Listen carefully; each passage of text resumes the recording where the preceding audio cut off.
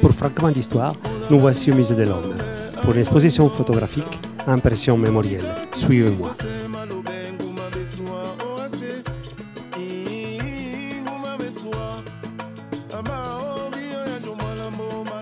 Les impressions mémorielles sont avant tout une mémoire visuelle, celle où l'histoire et l'image imprègnent la rétine du public. Et d'une rétine à une autre, tout part du regard des 10 photographes qui participent à l'exposition. Ils sont originaires du Bénin, du Brésil, du Cameroun et d'autres pays et régions qui ont eu un lien avec l'esclavage. Sur les murs du Musée de l'Homme se dévoile leur travail. La traite négrière, un sujet tantôt occulté, tantôt tabou, est mis en scène et en image. Le sujet est difficile. J'ai compris qu'il était difficile de l'exposer, qu'il était toujours de nos jours difficile de parler d'esclavage. Et donc pour moi d'avoir un événement comme celui-là qui réunit finalement des gens de toutes les générations et d'un peu partout sur la planète qui ont traité ce sujet-là, c'est important.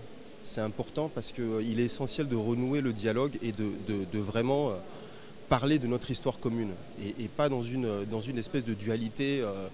Vous avez fait ci, et nous on a été pauvres victimes, vous avez été esclavagiste ou l'un contre un, mais plutôt vraiment dans une conversation de l'humanité, d'humain à humain, de remettre le sujet sur la table pour qu'il soit vraiment discuté en profondeur. Les artistes ont fait différentes recherches sur la traite négrière telle qu'elle est perçue dans leur pays et dans leur environnement. Pour certains, cela représente des années de travail où les photos personnelles deviennent des photos collectives, ce, au nom d'un héritage commun dont le continent africain est l'origine. Une telle exposition représente 2 ans de travail, voire plus, mais surtout la joie de voir un projet qui se réalise.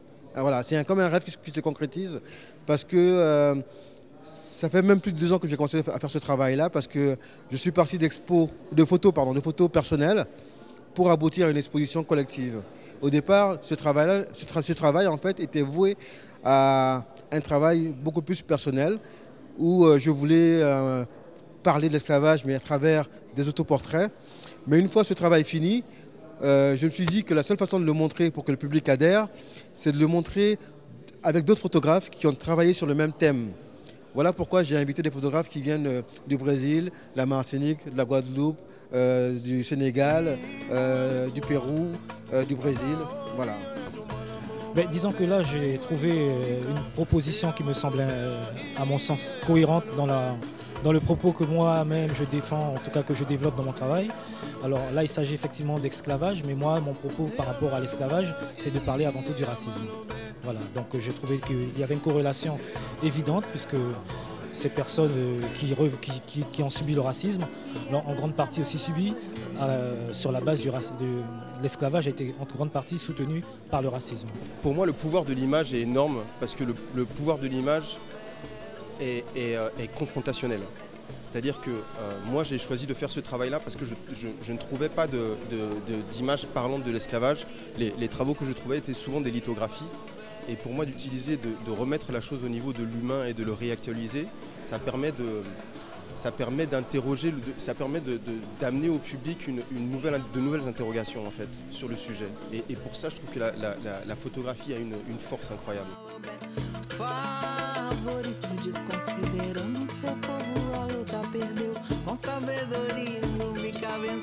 Ce sont des mises en scène, mais je me suis vraiment inspiré, par exemple, donc j'ai travaillé sur les esclaves marrons qui étaient entravés pour les empêcher de s'enfuir.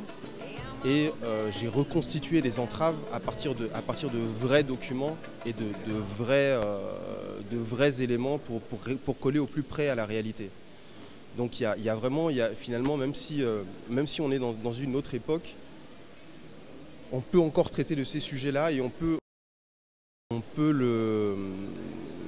recréer la conversation de manière intuitive. Vous voyez, et je pense qu'il ne faut pas nécessairement vivre l'époque, et au contraire, on parle ici d'un événement, on parle de déplacement de millions de personnes qui ont eu d'énormes conséquences sur l'histoire de ce monde. Je veux dire, quelle serait la planète aujourd'hui s'il n'y avait pas eu 400 ans d'esclavage? Certainement pas ce qu'on connaît aujourd'hui. Il est essentiel de remettre les choses à plat, il est essentiel d'avoir une conversation qui soit finalement libérée, pas de condamner ou de condamnant, mais vraiment de remettre les choses sur la table et partir sur des basses scènes à partir de là.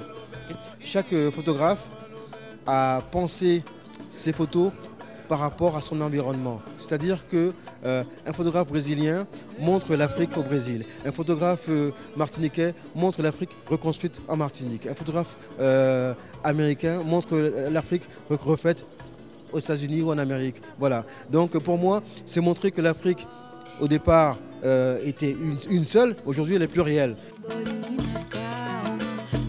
Nous voici au terme de cette émission. J'espère qu'avec moi, vous avez apprécié ces photos. À bientôt. L'exposition ne se situe pas dans une confrontation des mémoires. Elle veut renouer le dialogue entre différentes interprétations de l'histoire. Impression mémorielle est aussi un regard sur le présent, car si la traite négrière fait partie du passé, il existe encore aujourd'hui un esclavage que l'on dit moderne.